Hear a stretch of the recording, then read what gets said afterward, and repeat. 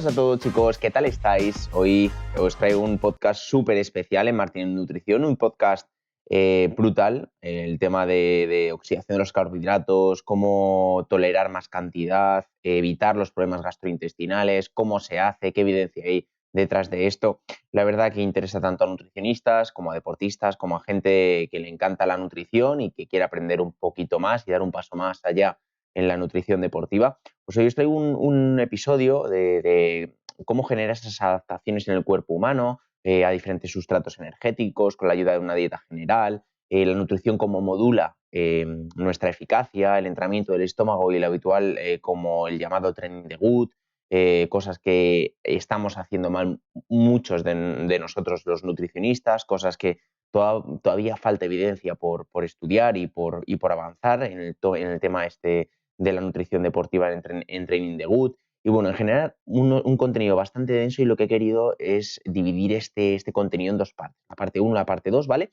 Que va a constar que la parte 1 vamos a centrarnos sobre todo en temas más sencillos como qué es el entrenamiento del intestino, qué es el entrenamiento del estómago, qué beneficios puede traer el entrenamiento a estos dos niveles, qué bebidas energéticas se pueden utilizar como entrenamiento del estómago o del intestino, la duración que tiene que tener, qué es, cómo se realiza, por qué se realiza. Y luego la parte 2 es un poquito más práctica, es una parte donde vais a tener seguramente todo esto explicado por fases, donde poco a poco vayamos explicando conjuntamente yo y vosotros, lo vayáis entendiendo, el tema de cómo pasar de un deportista, de pasar de oxidar 30 gramos a oxidar 40, 50, 60, 70, 80, 90, incluso llegar a 120 en el caso que el deportista pase en la fase 5 a la fase 6, lo tolere bastante bien y podamos pasar poco a poco a oxidar más, con menos problemas gastrointestinales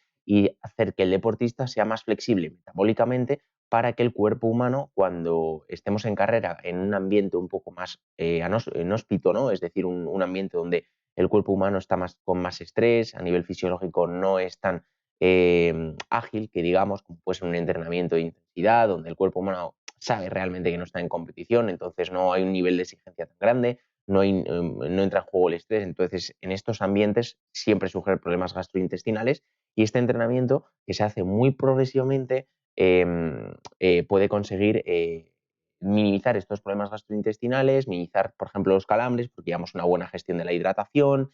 Es decir, es un entrenamiento muy lento, que siempre lo digo a los deportistas que llevo, que es un entrenamiento que se hace poco a poco, muy progresivamente, y que esto no se trata de tenerte como deportista en mi equipo 3 meses y adiós, ¿no? Es un proceso muy largo, incluso yo conmigo mismo, que es lógicamente con el que estoy siempre, porque soy yo mismo, no estoy ni 3 meses ni 6 meses como puede ser un deportista, o un año incluso, o 2 años con los que estoy normalmente, ¿no? Esto es un proceso lento, yo conmigo mismo llevo ya 2 años entrenándolo poco a poco y he visto mucha mejoría, o sea, he pasado de ser tan flexible, de hacer entrenamientos con 30, 40, 50, 60 gramos, intensidades bajas, donde el cuerpo humano lógicamente no tienen tan a nivel gastrointestinal, no requiere tanto hidrato de carbono porque la intensidad es baja, entonces estoy periodizando lo que se dice los carbohidratos y soy tan flexible de a lo mejor al día siguiente tener series y estar oxidando 100, 110, 120 porque lo he entrenado durante bastantes años, ¿vale? Pero bueno, no quiere decir que sea necesario 1 año o 2 años, sino que quiere decir que el cuerpo humano, pues dependiendo del deportista con el que estamos tratando, puede llevar, pues a lo mejor 3 meses, 4, 5 meses, en llevar una tolerancia de carbohidratos a la competición a lo mejor adecuada, de 90 en bici a lo mejor y corriendo a lo mejor de 70, o incluso en trail running de 80 en hombres y de 60 en mujeres, por ejemplo, que ya sean cantidades bastante adecuadas para el entrenamiento o la competición que vamos a tener en trail running. Y también otra de las cosas que os quería comentar antes de empezar a explicar lo que es el training de gut y, bueno, en general la priorización de los carbohidratos, es que mucha gente me viene y me escribe y me dice: oye, Luis, ¿qué hago para...? Porque, joder, meto este gel, esto tal, y no llego a los 120 gramos en Ironman y la verdad que, joder, cuando voy a Ironman parezco Papá Noel porque, claro, para llegar a 120 gramos por hora, pues no puedo, tal, no sé qué. Claro, lo primero que yo os preguntaría es, lo primero, ¿te has preguntado alguna vez si estás realmente oxidando 120 gramos de hidratos de carbono, ¿no? Es decir, la cuestión no es a nivel logístico cómo puedo llevar 120 gramos en el maillot.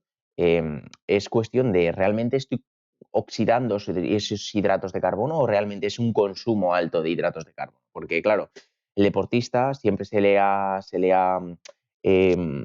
como dicho en redes sociales que, bueno, 120 gramos está, pues, varias ramas, ¿no? Está la rama de que no tomes nada de carbohidratos durante el entrenamiento, que no hay ninguna mejora del rendimiento y que por grasa siempre va a haber una mejora mucho más alta que con los carbohidratos. Y luego está la rama de que dice que, bueno, que voy a consumir 100 gramos ya mañana para entrenar o 120 porque el famoso ese 120 gramos de hidratos de carbono por hora que consumen los profesionales, ¿no? Entonces, pues bueno, lo voy a consumir yo y voy a ser mejor deportista. Pues no es tan sencillo. Si fuera tan sencillo, un entrenador podría llevar a un deportista y mucho lo veo yo en Training Peaks de, mira, tienes estos entrenamientos, yo te los pauto y mira, en este tipo de entrenamiento consume entre 60 y 80 gramos. ¿Por qué? Claro, ahí está la pregunta, ¿no? El por qué y por qué a nivel fisiológico vas a consumir 60 y 80 ese entrenamiento, ¿no? Y esto, si fuera tan fácil, como os comento, un entrenador te pondría en Training Peaks. Venga, consume 60 gramos este entrenamiento, intenta llegar a 90 gramos este entrenamiento.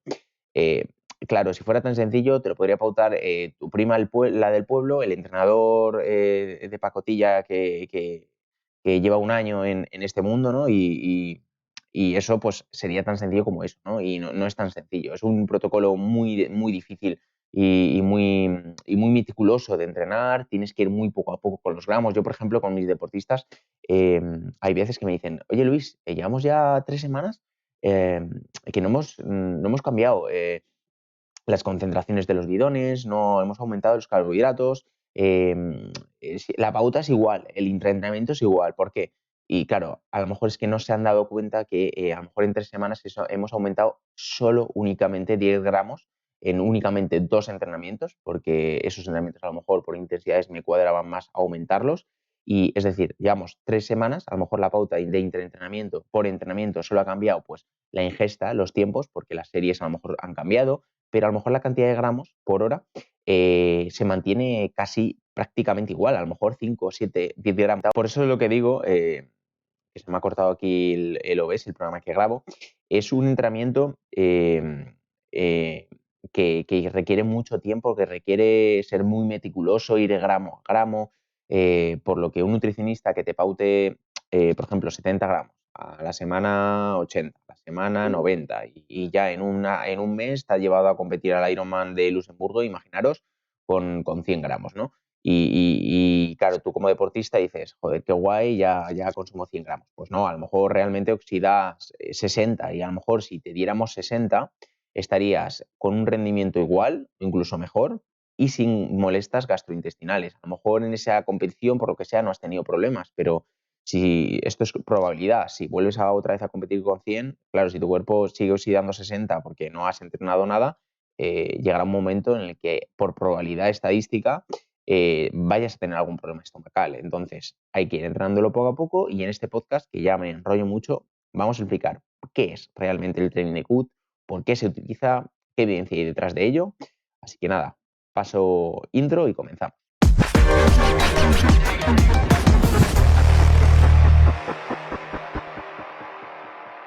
Bueno, chicos, hoy os traigo por fin el tema muy interesante que ya os he explicado en el podcast, la introducción que ha sido bastante larga, que es, ¿podemos generar adaptaciones con los diferentes sustratos energéticos con la ayuda de una dieta general? Pues bueno, la nutrición en general, lo que es la nutrición del día a día, lo que comemos, por ejemplo, con los carbohidratos, con las proteínas, con las grasas, en nuestro día a día, legumbres, cereales, pan integral, pan blanco, toda la nutrición general tiene un peso muy importante en el tema del entrenamiento del sistema digestivo, del training de gut, ya que esto es un proceso del sistema digestivo de adaptación en el cual trata de entrenar y acostumbrar al estómago o al intestino en diferentes fases a tolerar o a gestionar mayores cantidades de volumen de fluidos, no solo de hidratos de carbono, sino a nivel de hidratación y cantidades de comida ingeridas durante el ejercicio, así como de obtener adaptaciones de transporte y del uso de los sustratos, como pueden ser los carbohidratos, como pueden ser las grasas, como pueden ser las proteínas, ¿vale? Voy a meter un inciso aquí. Cuando vaya explicando todo, voy a intentar, aunque sé que hay gente que a lo mejor entiende bastante, quiero también llegar a la gente que tampoco entiende tanto. Entonces, cuando estemos hablando, por ejemplo, de adaptaciones del transporte, voy haciendo pequeños hincapiés de definiciones sencillas para que la persona que no entiende nada de nutrición lo intente entender un poco a nivel más casero, que digamos, más fácil de entender, ¿vale? No tanta fisiología del deporte, que ya habrá a lo mejor podcasts más intensos a nivel más densos, que digamos. Entonces, voy a tratar de explicar un poco todo, ¿vale? Si tenéis alguna duda, me lo dejáis ahí en comentarios y yo sin problema os contesto con todo lo que pueda, lo que sepa, y lo que no sepa, pues bueno, intentaré pues buscarlo y buscar información para poder responder, ¿vale? Así que bueno, el tema del que estamos hablando, es decir, este tipo de entrenamiento lo que hace es acostumbrar el estómago y el intestino a tolerar mayores cantidades de fluidos y de comida, para que nos entendamos, ¿vale? Estas adaptaciones se generan siempre en el intestino, donde nosotros absorbemos los nutrientes a través de transportadores, que pueden ser pues desde GLUT2, que se puede llegar a la barrera del intestino, ¿vale? Puede translocarse, que digamos, es decir, viajar a la barrera intestinal para absorber más cantidades de carbohidratos en el caso de que no absorbemos o se acumulen ahí, ¿vale? Luego es el GT1, que es un transportador que, para que me entendáis, es como un coche donde se abre la puerta, una botella, mejor una botella que se abre la boquilla y ahí entra, por ejemplo, la glucosa, ¿vale? Y luego otros transportadores que, pues, por ejemplo, absorben la glucosa, que absorben la fructosa. Hay diferentes transportadores, no solo en el intestino, sino a lo largo del cuerpo humano, pues GLUT11, GLUT12, GLUT5, GLUT4. Generalmente todos estos transportadores siempre se llaman GLUT, ¿vale? Cuando en algún momento os expliquen algo o escuchéis GLUT, es un transportador, ¿vale? Y esto lo que hace básicamente este método es intentar mejorar no solo a nivel hídrico, es decir, mejorar la ingesta de agua por el intestino y así absorber más cantidad de electrolitos y de agua, hidratarnos a tiempo. También es intentar mejorar los hábitos conductuales de los deportistas en torno a la ingesta durante el ejercicio. Es decir, hay muchos deportistas que incluso yo me uno, porque hay veces que por lo que sea se me ha olvidado el intraentrenamiento porque me estoy poniendo el maillot o me estoy poniendo el pantalón, me estoy poniendo la camiseta y pues por lo que sea se me olvida lo que voy a comer durante el entrenamiento y a lo mejor estoy 2 horas sin comer absolutamente nada, ¿no? Entonces esto es realmente educar al deportista también a que debe comer durante el entrenamiento y que es muy importante, ¿no? Para optimizar no solo la, eh, lo que es la mejora del rendimiento durante el entrenamiento, sino también la recuperación, minimizar también los riesgos de lesiones, la carga interna y metabólica y mejorar también el estado de ansiedad y de saciedad del deportista, el control de la ingesta no solo intraentrenamiento, durante el entrenamiento, sino también extraentrenamiento, ¿no? Sobre todo, el objetivo final, por tanto, es minimizar los problemas gastrointestinales asociados y optimizar sobre todo al máximo el rendimiento. Es decir, todos los deportistas, incluyo yo, hemos tenido problemas gastrointestinales, pero el objetivo de este entrenamiento es optimizar al máximo el rendimiento en cada situación, entre el running, en triatlón, en dualdón, en natación, en running, en asfalto, en ciclismo, en BTT, en todos los deportes sirve, ¿vale? Y está asociado principalmente a optimizar el rendimiento y a minimizar los problemas gastrointestinales, a oxidar la cantidad justa y necesaria de carbohidratos que hemos entrenado y en el ratio adecuado de carbohidratos rápidos y lentos, maltodextrina, fructosa respectivamente, que por cierto, aquí meto un inciso muy seguramente dentro de muy poquito, cuando acabemos estos podcasts del sistema digestivo, meteré seguramente un podcast antes de meter un invitado, que la verdad que me hace mucha ilusión, que es un nutricionista muy importante de la nutrición deportiva en España, que trabaja un equipo muy importante del ciclismo internacional. Y antes de meter a este invitado, voy a meter seguramente un podcast relacionado a qué tipos de carbohidratos existen en el mercado actual, pues ciclohestrina, palatinosa, isomaltulosa, glucosa, dextrosa, fructosa, maltodextrina, pues todos estos tipos de carbohidratos lo vamos a intentar explicar en un podcast. Vamos a explicar cuál es su estructura, cómo se absorben por el intestino, diferencias entre unos y otros y realmente cuál tiene más evidencia, ¿vale? Pero bueno, os hago un resumen de cuál tiene más evidencia y por qué se debería usar. Se debería usar la maltodextrina y la fructosa porque tiene mayor rango de estudios y mayor cantidad de estudios relacionados con la ingesta de estos carbohidratos durante el entrenamiento.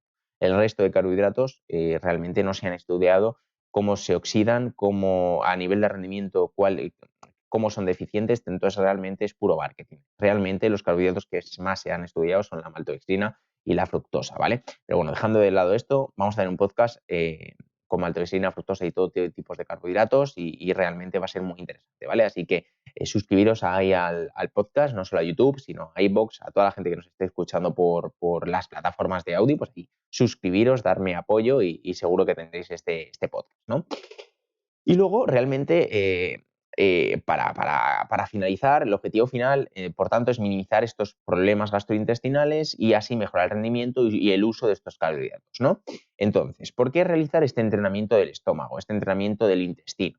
Pues el ejercicio de alta intensidad y de larga duración y sus posibles factores, sobre todo el impacto mecánico corriendo, el estrés metabólico del calor, del estrés, la deshidratación, del propiamente dicho del ejercicio, el desequilibrio electrolítico, al ir sudando, al ir segregando el sudor con principales electrolitos como el sodio, el cloruro y a veces en pocas cantidades el potasio, a partir de cierta hora, pues esto pues limita el adecuado funcionamiento del sistema digestivo y entonces hay protocolos, hay como el training de Wood que mejora esto, ¿no? Entonces, la ingesta de hidratos de carbono y la hidratación es muy importante, es clave en la optimización del rendimiento, no solo en la en media duración, en media distancia, sino en larga distancia sobre todo, ¿no? En corta distancia, la deshidratación, por ejemplo, no juega un papel muy importante, en un 10K, por ejemplo, por lo que, por ejemplo, no sería necesario beber. En cambio, ya si pasamos a un 21K, por ejemplo, si está hablando de correr, pues ya la gestión de la nutrición es muy importante, ¿no? A nivel de intraentrenamiento, a nivel global, tanto es importante en la corta como en la larga, porque veo hay deportistas que me dicen, no, es que no llevo nutrición porque, bueno, como corro distancias cortas, pues no lo veo necesario. No, la dieta general, para mí, yo creo que es el principal pilar del deportista antes de lo que debe comer durante el entrenamiento, ya que durante el entrenamiento te lo puedo gestionar muy bien, pero si la dieta general la llevas muy mal, y no comes suficientes carbohidratos, los transportadores, que son los encargados, recordemos, de absorber estos carbohidratos y mejorar el rendimiento, porque absorbes más y mejor, con menos problemas gastrointestinales, esto se ha visto, hay evidencia detrás, que una dieta alta en carbohidratos, bien gestionada y bien periodizada, los días que no haya tanta intensidad, reducir un poco la cantidad, donde haya más intensidad, mejorar esa absorción con mayor aporte de carbohidratos durante el día, pues todo esto, esta dieta general ayuda al rendimiento durante el entrenamiento. Entonces, si esto no sabes gestionarlo, pues te recomendaría que contactaras con un profesional de la nutrición deportiva, que te gestionara realmente la dieta general y posteriormente, lógicamente, mejorar ese rendimiento en corta distancia, ¿vale? Pues hablando de estas ingestas de hidratos de carbono, de la hidratación, recordemos, voy a meter un pequeño inciso de que las bebidas pueden ser hipotónicas, isotónicas y hipertónicas, ¿vale? Estas bebidas, la manera que nosotros las vamos a utilizar en este entrenamiento, tienen que ser adecuadas, ¿vale? Durante el entrenamiento normalmente van a ser isotónicas, ¿vale? Bebidas hipotónicas e hipertónicas son bebidas que se hacen pre-hipo, ¿vale? Y post-hiper. Son bebidas que si las metemos durante el entrenamiento o nos van a deshidratar, porque hay un acúmulo grande de gran cantidad de carbohidratos y una gran cantidad de electrolitos, entonces el intestino, en la hiperosmótica, intestino, al tener un medio hiperosmótico dentro del intestino, las paredes con respecto al medio externo del intestino están en un medio hiperosmótico. Esto quiere decir que el cuerpo humano trata de equilibrar este medio y te va a entrar el carbohidrato muy rápido en una hipertónica, pero te va a deshidratar a la vez, porque lo que hace el cuerpo humano para equilibrar estas concentraciones es expulsar agua, para equilibrar estos solutos, que digamos, estas partículas que hay tanto en la parte externa del intestino como la parte interna. Por eso una bebida hipertónica solo debería ser el post-entrenamiento. Cuando nosotros estamos ya en casa, estamos deshidratados, entonces necesitamos hipertónica, nos va a deshidratar más, pero el objetivo realmente es entrar esos carbohidratos. Entonces, además de beber esa bebida hipertónica, beberíamos agua extra para equilibrar ese medio que hablamos antes, ¿vale? Por eso un recovery debería ser una bebida hipertónica. Es decir, el objetivo principal de un recovery es absorber los hidratos de carbono al máximo y, y hacer que entre la máxima cantidad de carbohidratos por minuto en ese momento, pero porque no estamos haciendo ejercicio, no vamos a incrementar esa deshidratación. Entonces, una bebida bien gestionada de agua únicamente y una bebida hipertónica, que recuerdo que la bebida hipertónica siempre debería ser un recovery y no un isotónico, porque veo muchos isotónicos, muchos durante el entrenamiento, muchas, pues, isotónico no sé qué, de tal marca, ¿no? No voy a entrar en marcas, o carbo no sé qué, tal, durante el entrenamiento. Pues tienen cantidades asombrosas de carbohidratos, de 100 gramos, de 80 gramos, y los modos de uso son ridículamente hechos mal, ¿no? Es decir, en 500 mililitros no puedes meter 80 gramos ni 100 gramos a nivel de rendimiento, porque la concentración es tan alta que se convierte en una bebida hipertónica y encima con el sodio que estás metiendo, incluso más hipertónica es. Es decir, te va a dar mucho carbohidrato al intestino y el propio cuerpo humano se va a deshidratar para trabajar o intentar hacer que esos hidratos entren. Entonces, al equilibrar ese medio, expulsa agua y al expulsar agua nos estamos deshidratando más.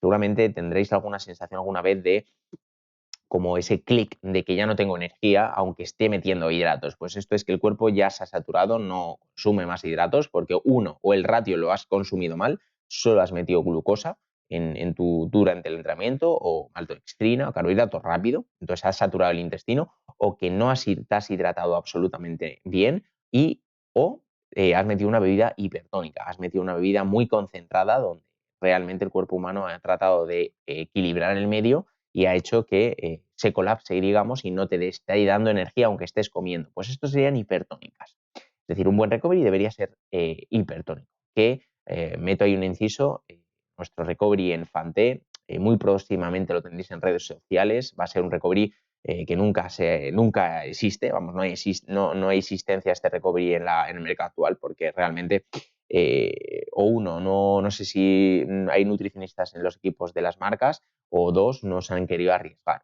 Un recovery debería ser hipertónico y debería ser con una concentración de proteína y de hidratos de carbono adecuadas. Y esto actualmente pues, no lo hay, ni tampoco la cantidad de hidratos que meten los recoveries, el ratio que tienen estos carbohidratos tampoco está bien.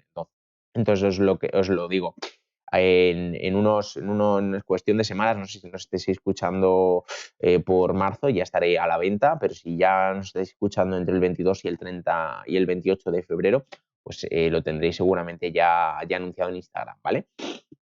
Y luego está el isotónico. El isotónico es una bebida durante el entrenamiento donde la cantidad de carbohidratos no puede superar al 9%, entre 6 y el 9.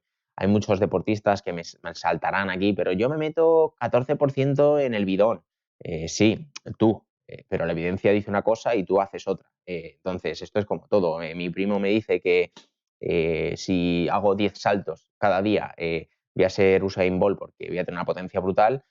Claro, a lo mejor tú lo haces y no te funciona. A lo mejor uno de cada 1 millón a lo mejor le funciona. Pues esto es lo mismo, ¿vale? Entonces, si la evidencia dice A, nosotros deberíamos seguir la A con pequeñas modificaciones para ir adecuándola individualmente. Y si hay alguien que me dice, no, es que si sobrepaso el 9%, o sea, si me quedo un 9% en la bebida isotónica, pues no puedo hacer una estrategia nutricional para Ironman. Pues lamento mucho decirte que es falso, porque yo soy nutricionista deportivo, llevo a gente al Campeonato del Mundo de Kona con una proporción de 8%, e incluso del 6%, porque hay gente que tolera incluso mejor el 6%. Entonces, que me digas esto, pues realmente no tiene ni pies ni cabeza. A lo mejor tú porque no sabes gestionarte la nutrición, ¿no? Pero un nutricionista deportivo que sea adecuado y que estudie la planificación de la carrera, dónde están los habituallamientos, qué tipo de habituallamientos hay, si hay habituallamiento especial, todo, con qué estrategia llevas en bidón, en la bici, todo esto, pues lógicamente lo tienes que gestionar con un nutricionista, y si no sabes tú,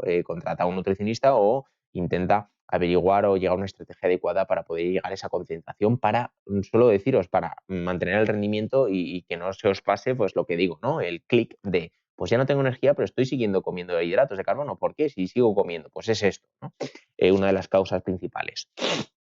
Y luego la bebida hipertónica es una bebida, pues una concentración más baja del 6%, donde la meteríamos en el pre, ¿vale? Para la función que tiene principalmente es de hidratar, de meter electrolitos al cuerpo, de hacer una pequeña recarga de agua para que vayamos hiperhidratados a la hora de competir. Pues estas tres bebidas debemos utilizarlas adecuadamente en este tipo de entrenamiento. La hipo para el pre, la ISO para el durante y la hiper para el post, para recuperarnos bien de cara al próximo entrenamiento.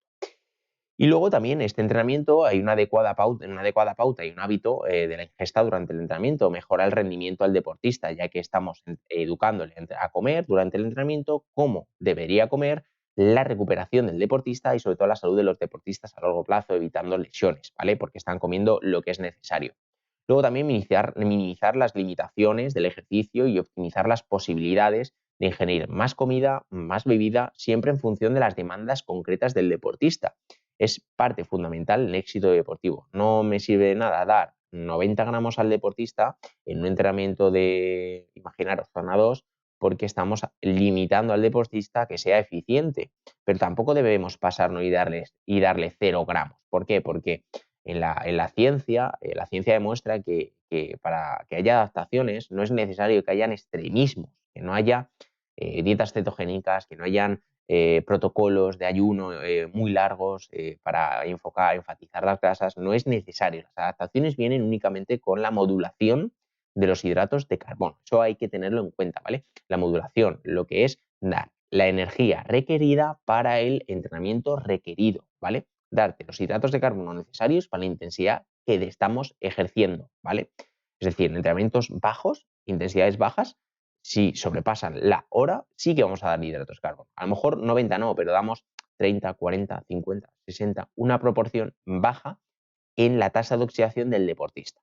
Porque también se ha visto que si el deportista es un deportista pesado, donde mueve muchos vatios, mueve mucha energía entrenando, la tasa final absoluta de kilojulios, ¿vale?, de la energía gastada durante el entrenamiento es mayor que un entrenamiento de que una persona en la misma zona que pesa menos. Entonces, a ese deportista que pesa más, deberíamos darle un poquito más, incluso en intensidades bajas, ¿vale?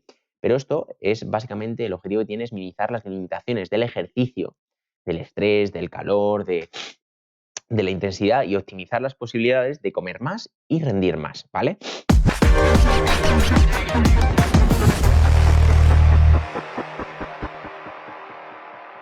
El entrenamiento del sistema digestivo, por tanto, es actualmente un método no muy utilizado, no muy hablado dentro de la nutrición deportiva en general, ya que no hay mucha evidencia que explique cada proceso, ¿vale?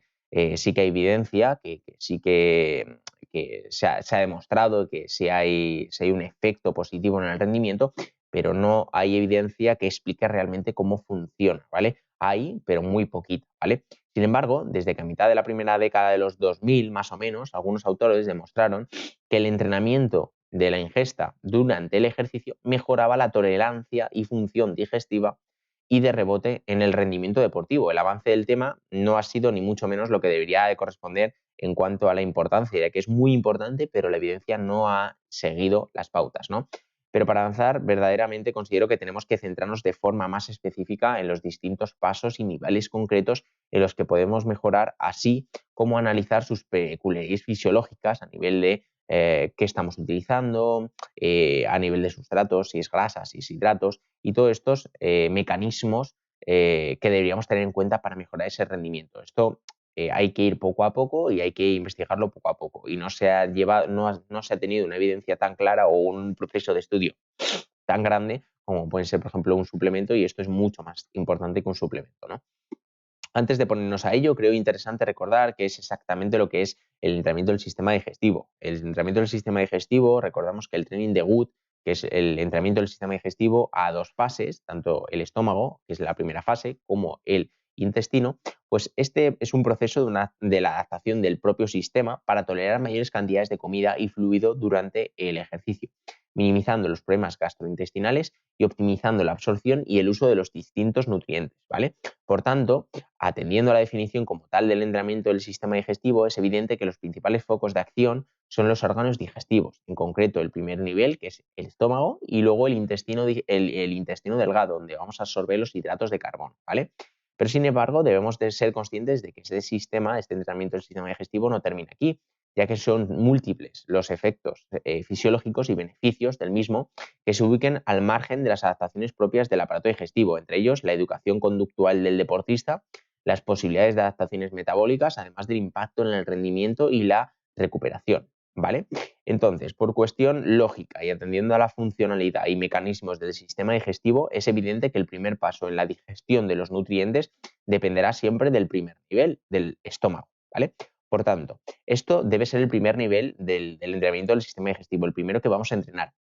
Para mejorarlo, debemos centrarnos sobre todo en las características del mismo. Una vez pasado este proceso digestivo, la absorción de los nutrientes y líquidos se da principalmente en el intestino delgado. Para mejorar el transporte y la absorción y la oxidación de los hidratos, se tendrá que hacer muy hincapié en el segundo nivel, que es el intestino, ¿vale? Por tanto, queda claro que el sistema digestivo, el entrenamiento del sistema digestivo puede tener, en cuanto al propio sistema se refiere, dos niveles de acción bien diferenciados. El estómago, uno, y el intestino. Para poder entrenar cada nivel debemos conocer las características de cada entorno que digamos, ¿no? Las posibilidades que nos brindan los mismos, tanto el estómago como el intestino, ¿vale? Para posteriormente ver cómo optimizar este proceso de adaptación a los diferentes sistemas, ¿vale? El primer nivel, que es el estómago, cuando hablamos de entrenar el estómago, nos referimos a adaptar al mismo a tolerar una mayor cantidad de líquido y de comida durante el ejercicio, mejorando su capacidad de almacenaje, ¿vale? Esto parece no ser un problema cuando estamos en reposo, pero cuando estamos en esfuerzo, donde representa uno de los mayores retos del deportista, de oxidar hidratos, de quemar comida durante el entrenamiento, debido a que el estómago está en vasoconstricción espláctica, ¿vale? Esplácnica, ¿no? Ya que sucede que durante el entrenamiento el estómago requiere sangre para poder metabolizar, poder eh, eh, seguir ese proceso de digestión, y esto pues aproximadamente requiere un 80% del flujo sanguíneo redirigido al estómago redirigido del estómago que en este momento se estaría usando a los músculos, para que estos músculos se ejerciten, ¿no? Y que las funciones digestivas, pues por lo tanto, se limitan mucho al momento que estamos entrenando. Por eso es un problema adicional que genera estos problemas gastrointestinales, ¿no? Estos síntomas gastrointestinales. Además de tolerar cantidades elevadas, con un mayor confort y una menor prevalencia, los problemas gastrointestinales vienen consigo no tolerar estos hidratos de carbono. Por eso otro de los objetivos del entrenamiento del sistema digestivo será mejorar sobre todo la eficacia del estómago, sobre todo en sus funciones, en lo que se refiere al vaciado gástrico, mejorar esa velocidad de asimilación y ese será el objetivo sobre todo a nivel del estómago, ¿vale? Pero recordemos que el vaciado gástrico depende también no solo de qué rápido seamos a nivel de asimilar los hidratos de carbono y enviarlos del estómago al intestino. El vaciado gástrico depende de muchos factores, no solo del volumen y lo que estamos comiendo, sino de la densidad energética, si lleva grasa, si lleva fibra, la osmolaridad, muy importante, las bebidas energéticas, si es isotónica, lo que hablábamos antes, si es hipertónica, pues ahí se ralentizará. Si es hipotónica, también se ralentizará. Es decir, tendríamos que centrarnos en cuanto a osmolaridad, pues una isotónica que llevará de 0,5 a incluso 1 gramo de sodio por litro, no por 500 mililitros, como habitualmente se dice, ¿no? En una isotónica, por lo que las formulaciones de las isotónicas están mal hechas, la mayoría, ¿no? O que tienen muy poquito sodio, o que tienen mucho sodio, incluso tienen muchísimo carbohidrato, y esto genera un aumento en la osmolaridad y esto genera una limitación en el vaciado gástrico, es decir, no se oxida rápidamente. Luego la temperatura. A temperatura mucho más fría se oxida mucho menos, y a temperatura más alta se oxida mucho más, por lo cual una estrategia nutricional a una temperatura muy alta deberemos dar más carbohidratos porque se van a oxidar más rápido. El ácido gástrico va a aumentar. Y luego, por último, el pH. Son otro de los factores muy importantes a la hora de ser rápidos a nivel de vaciado gástrico en el primer nivel, ¿vale? Este vaciado gástrico es un paso muy importante hacia la entrega de los carbohidratos y los líquidos que ingerimos al músculo y que llegan al músculo, y por tanto el objetivo es que este músculo rinda, ¿vale? Como anécdota quiero meter es que hay algunos atletas que se quejan normalmente de que hay bebidas que se acumulan en el estómago, se sienten hinchados, especialmente durante entrenamientos de alta intensidad o incluso muy prolongados en condiciones de calor. Esta deshidratación puede contribuir a este fenómeno y empeorar las molestias gastrointestinales. Es decir, cuando estamos deshidratados, el estómago no rinde como debe de rendir porque está intentando llevar sangre a otros puntos del sistema, del cuerpo humano, para evitar estos problemas de deshidratación. Por tanto, el vacío gástrico se ve limitado, que digamos, y por tanto no estamos ingiriendo esta bebida y no llega al intestino, por lo cual se queda en el estómago y pues genera esos hinchazones que tenemos. Pues esto también es uno de los problemas que también por una mala gestión de la hidratación hacemos que el estómago no rinda igual, el vacío gástrico disminuya y por tanto se acumule en el estómago y la persona esté hinchada. O también porque estamos bebiendo demasiado, porque los hidratos, la bebida no es isotónica y es muy hipertónica, pues todo esto hace que el rendimiento decaiga, ¿no?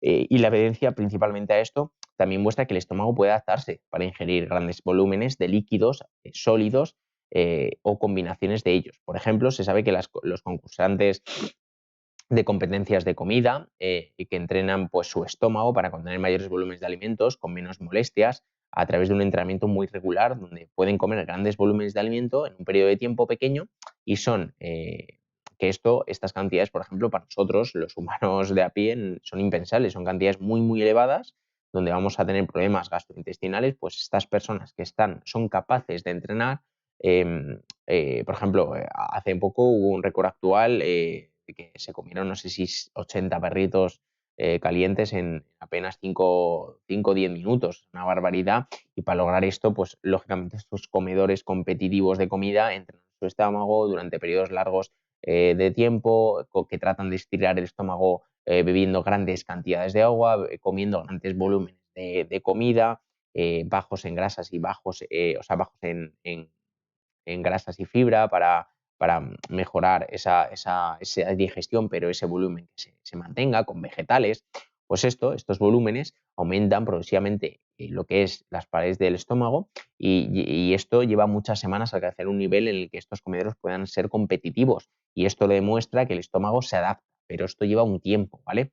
Y llevar a cabo este entrenamiento del estómago tiene dos efectos principales, ¿no? Que es que el estómago puede ascenderse y contener más comida y con ello, al contener más comida, el estómago más lleno se tolera mejor y no percibe el efecto de tan lleno que digamos cuando la persona está comiendo a una intensidad muy alta y no puede comer más porque se siente hinchado. Pues este problema se supliría con este tipo de entrenamiento del sistema del estómago, ¿vale?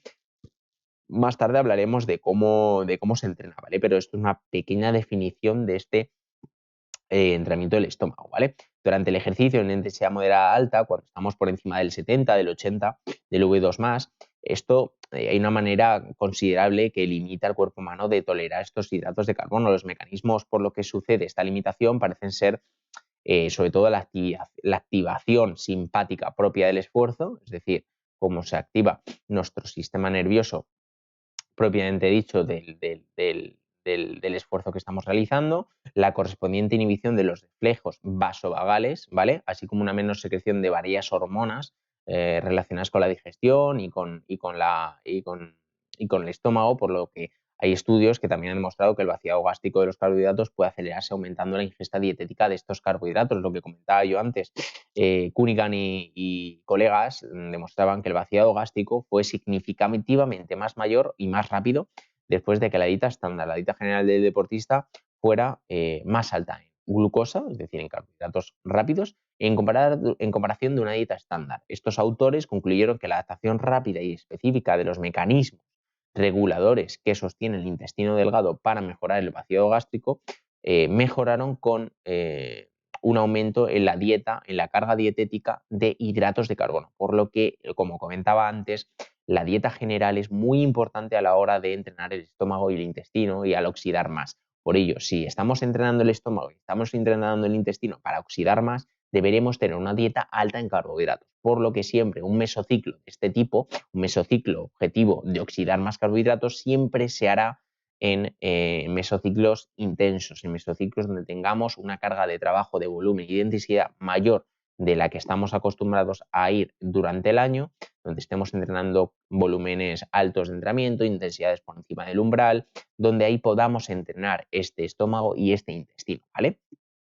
Entonces, para hacer frente a estas dificultades, el entrenamiento del sistema digestivo tiene diferentes métodos, diferentes mecanismos.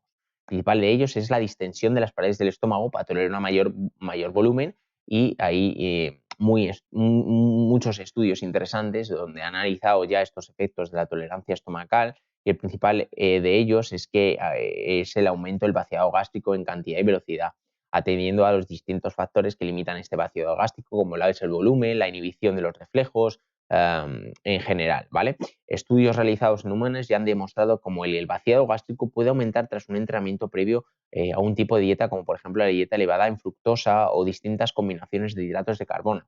Una mayor eficacia del vaciado gástrico asegura una elevada funcionalidad digestiva, y al tener una funcionalidad digestiva adecuada y rápida, hay una mayor disponibilidad de nutrientes en el intestino delgado, porque estos nutrientes van rápido del estómago al intestino. Y esto se hace gracias a que con la dieta general hemos aumentado los hidratos de carbono, hemos hecho que el estómago esté con diferentes métodos que explicaremos en la parte 2 seguramente, o ahora yo creo que al final de esta parte, mejoraremos esa densidad, esas paredes del estómago, las agrandaremos y haremos que el estómago pueda tener la capacidad de absorber más, porque tiene una capacidad más de albergar más alimento, ¿vale? Y todo esto gracias a que vamos a tener un mayor confort estomacal, menor problema gastrointestinal, y los anteriores puntos mencionados tienen como objetivo principalmente un mayor confort estomacal durante el entrenamiento, y ello se ve recompensado en una menor prevalencia de los problemas gástricos, ¿vale? Este primer nivel tiene como objetivo, por tanto, mejorar la función, el confort estomacal durante el ejercicio, y según lo he investigado y lo he experimentado con deportistas que ya he hecho este tipo de entrenamiento, las adaptaciones de un atleta a este nivel son considerablemente rápidas, de 3, 4 semanas o incluso como máximo 12 sesiones, ¿vale? Más o menos de entrenamiento del estómago. Lo considero dentro de las primeras fases del sistema digestivo, ¿vale? Sobre todo, ya os digo, entre 9 a 12 sesiones y en torno a 4 semanas, ¿vale? Para entrenamiento del estómago. Ya hablaremos cómo lo podemos entrenar, pero realmente serían hasta 4 semanas este primer nivel. El segundo nivel es el intestino delgado, donde el segundo paso es el segundo paso del proceso digestivo, que es la absorción del transporte de los nutrientes por el al torrente sanguíneo, para que cada uno siga su camino, que digamos, hasta el destino específico de cada nutriente, siempre con una función distinta en las distintas situaciones fisiológicas que se den en el momento. Para esta absorción se lleva a cabo en concreto con los carbohidratos comentados anteriormente en el estómago hacia el intestino. Necesitan los correspondientes transportadores ya hablados anteriormente, los llamados GLUT que estábamos hablando antes, ¿no? Pues estos GLUT, estos transportadores deben hacer su trabajo. Primero, en la membrana apical sanguínea, ¿vale? O sea, la membrana apical del enterocito, ¿vale? En el intestino.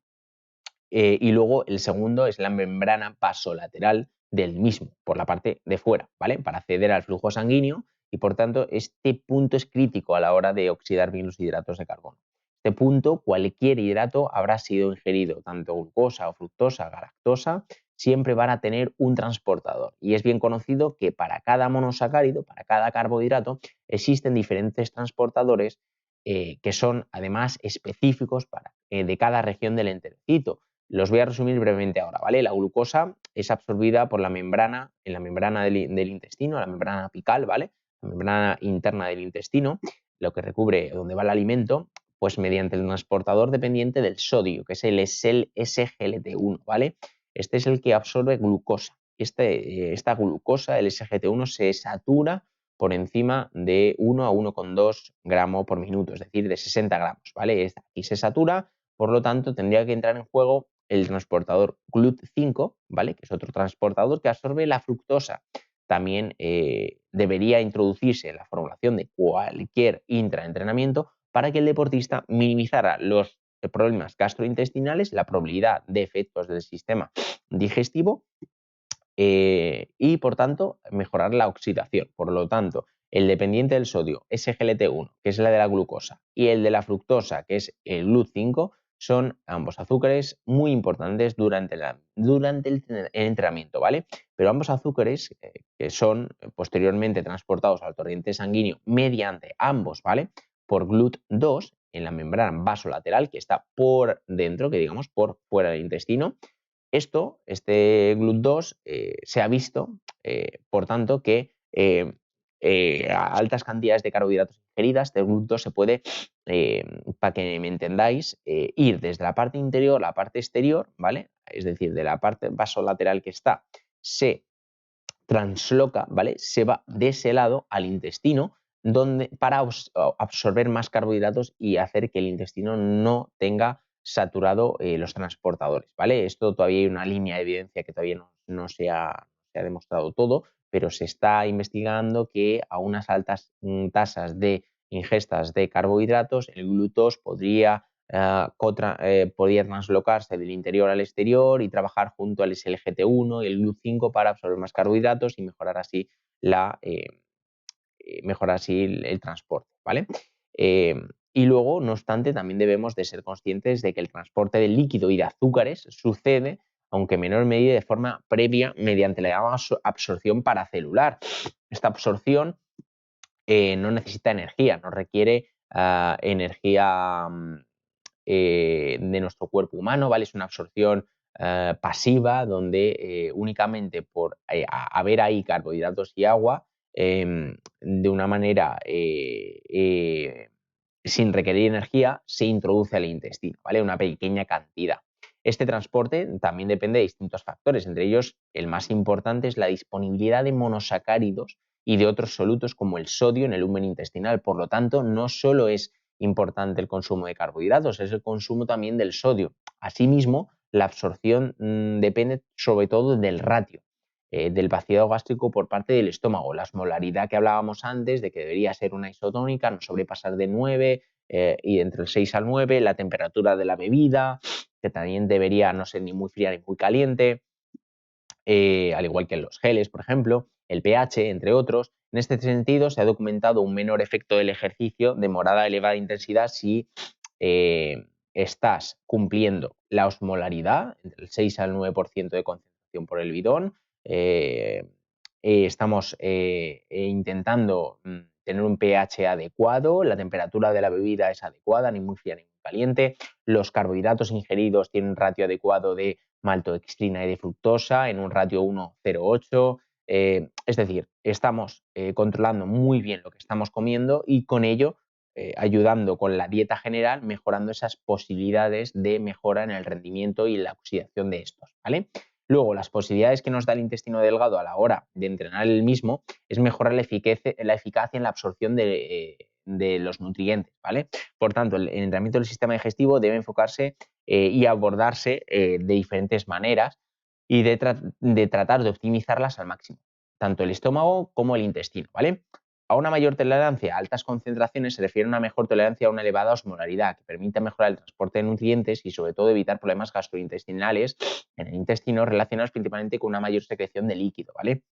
A mayor exposición a azúcares en el intestino, mejoramos la función del estómago, ya que permitirá una mayor cantidad de solutos en el intestino y esto conlleva los siguientes dos puntos. El primero de ellos es que al tener una ingesta alta de elevada de carbohidratos en la dieta general, aumenta la expresión de los transportadores. Se ha documentado principalmente en animales que el transportador SGLT1, el que estábamos hablando antes de que absorbía la glucosa, pues reacciona ante una elevada y crónica presencia de glucosa y sodio en el intestino y esto supone en marcha unos mecanismos de transcripción de esta proteína, de este transportador, permitiendo así una mayor abundancia de transportadores, es decir, mejoramos la cantidad de transportadores, mejoramos la cantidad de agujeros para que entre la glucosa y así mejoramos el transporte y la rapidez. Luego también el GLUT5, que es el transportador de la fructosa que estábamos hablando antes, esta expresión, este aumento de GLUT5 se está viendo que puede que sea igual a SLGT1, es decir, que tiene los mismos efectos de SLGT1. Parece haberse visto que el transportador específico para la fructosa también, al tener una elevada cantidad de fructosa en la dieta, está viéndose, aunque todavía la evidencia es inconsistente, no hay tanta evidencia, pero se está viendo ya que se está asimilando o se parece mucho a que si estamos consumiendo una ingesta elevada de fructosa en la dieta general, este transportador que se encarga sobre la fructosa mejora la eficacia, mejora la abundancia de numeritos, que digamos de cantidades de GLUT5 en el intestino y mejoramos así la introducción de fructosa a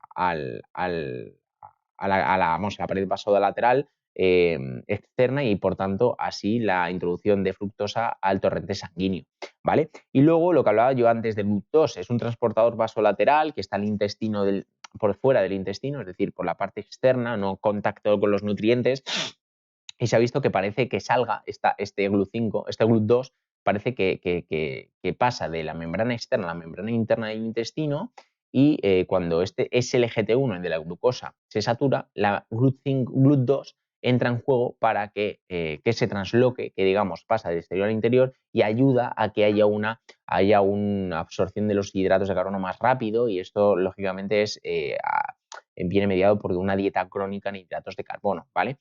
Este segundo nivel, el del intestino, tiene como objetivo mejorar la absorción y el transporte de los azúcares en el intestino delgado, permitiendo así una mayor disponibilidad de los mismos en el flujo sanguíneo, minimizando así los problemas gastrointestinales, debido a la posición anatómica del cuerpo humano, corriendo o en bici, tiene limitaciones. Por eso es muy importante saber entrenar esto y sobre todo entrenar siempre el estómago en entrenamientos con menos impacto mecánico, como puede ser la bici, la natación, y los del intestino más para todo tipo de entrenamientos, ¿vale? Así como las cantidades elevadas de hidratos de carbono al estimular los mecanismos de adaptación. Es decir, considero que este nivel dentro de las segundas fases del sistema digestivo es muy importante a la hora de oxidar los hidratos de carbono y todo apunta a que estas posibles adaptaciones necesitan más tiempo del requerido, sobre todo el segundo nivel, ya que es más complicado a nivel de gestión.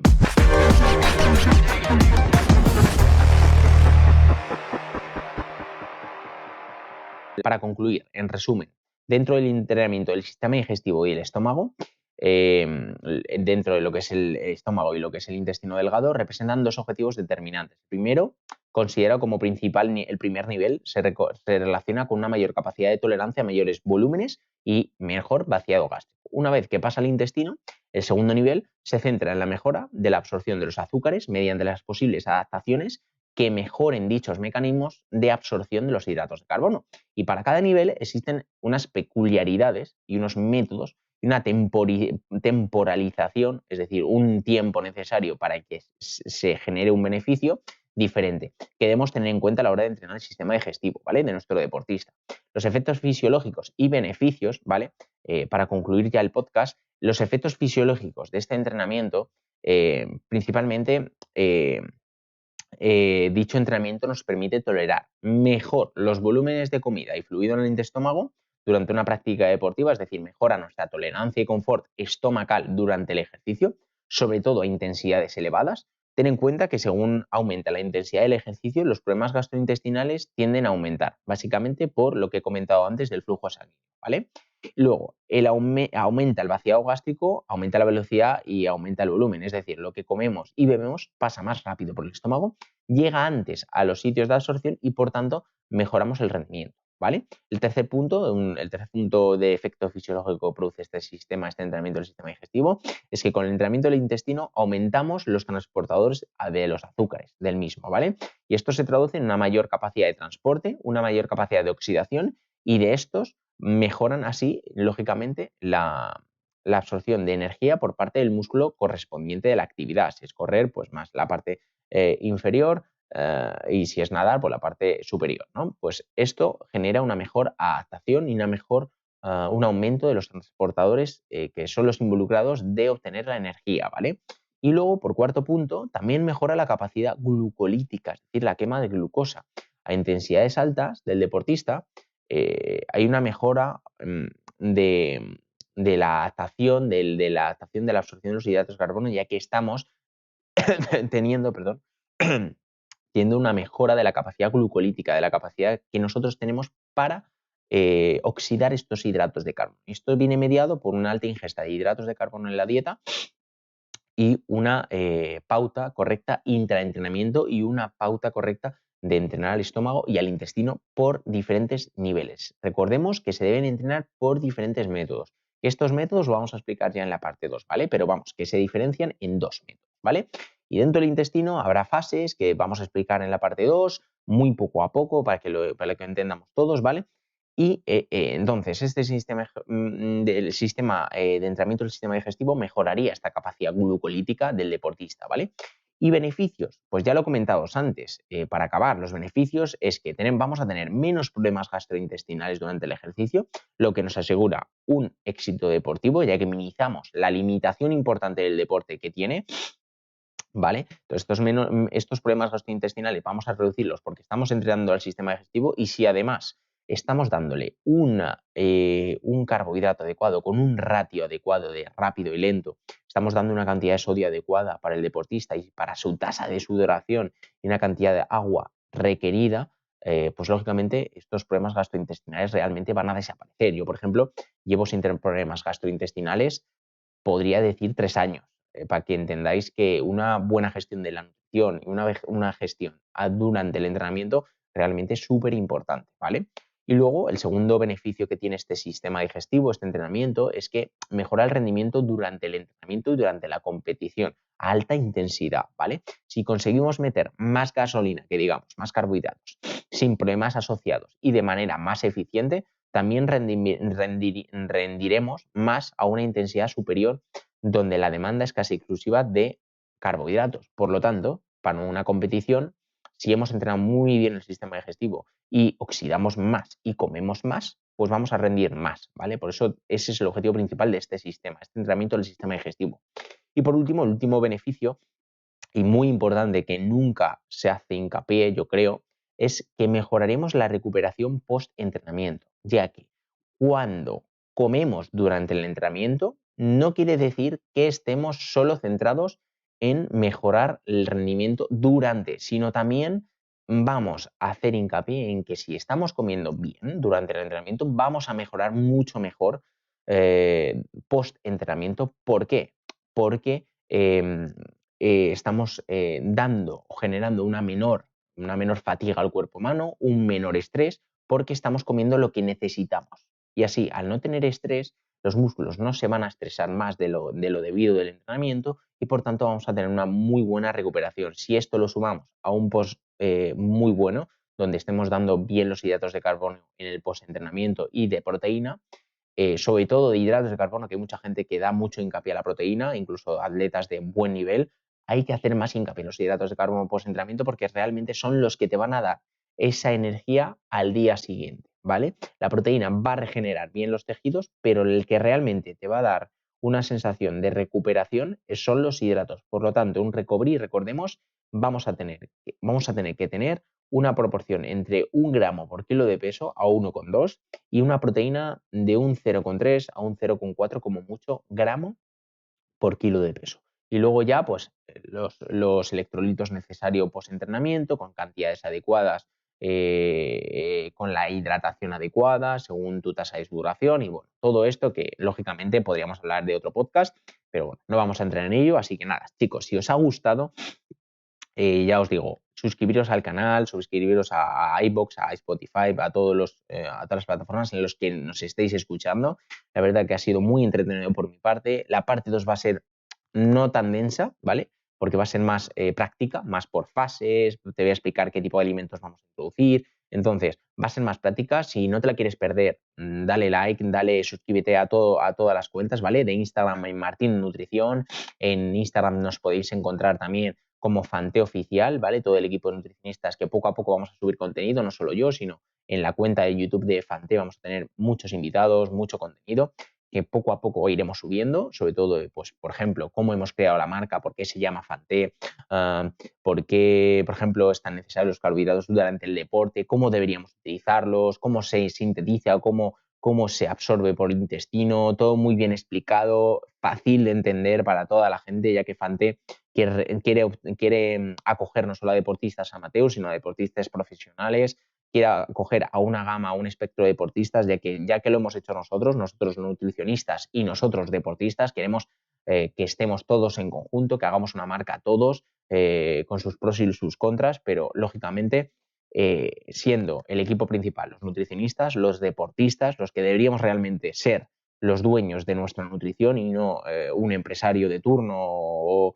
un ingeniero de alimentación de pacotilla, sino realmente los que realmente estamos estudiando qué debemos comer durante el entrenamiento, realmente cómo lo oxidamos a nivel fisiológico. Pues estos deberíamos crear la marca, y realmente pues con Fante tenemos todo ello y la verdad que estoy súper contento del proyecto que tenemos y cómo vamos a crecer seguramente. Así que si no te lo quieres perder, Fante Oficial, ¿vale? En Instagram, Martín Nutrición, si queréis más contenido de nutrición un poquito más densa que digamos, porque en Fante sí que vamos a ir subiendo contenido un poco más práctico y más fácil. Y nada, así que no sé si te lo quieres perder, estate atento a nuestras redes sociales, que la parte 2 viene muy interesante, que la tengo por aquí, tengo la escaleta que es brutal.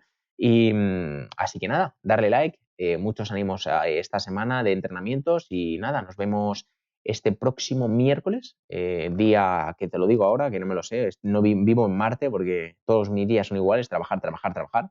Pero bueno, ánimo, con dureza, entrenar duro y nada, nos vemos el 1 de marzo, seguramente con la apertura también de Fante esa semana, seguramente entre el 27 al 5 estaremos abiertos, así que si no te lo quieres perder, recordar dejaros el correo lo tenéis en las redes sociales de Fante, ahí tenéis el link donde podéis dejar vuestro correo para que nosotros te avisemos justo el día de la apertura. Como no sabemos el día por problemas que tenemos burocráticos con todo el tema de papeleos. No sabemos si entre el 27 al 5, pero vamos, esa semana estaremos abiertos, así que si no te lo quieres perder justo el día que abramos para hacerte con todos los productos de la gama GLUT5 de Fante, pues dejar el correo justo en la bibliografía de Fante o la biografía de Martín Nutrición, ahí lo tenéis todo, apuntaros ahí y justo el día que abramos os mandaremos el correo, ¿vale?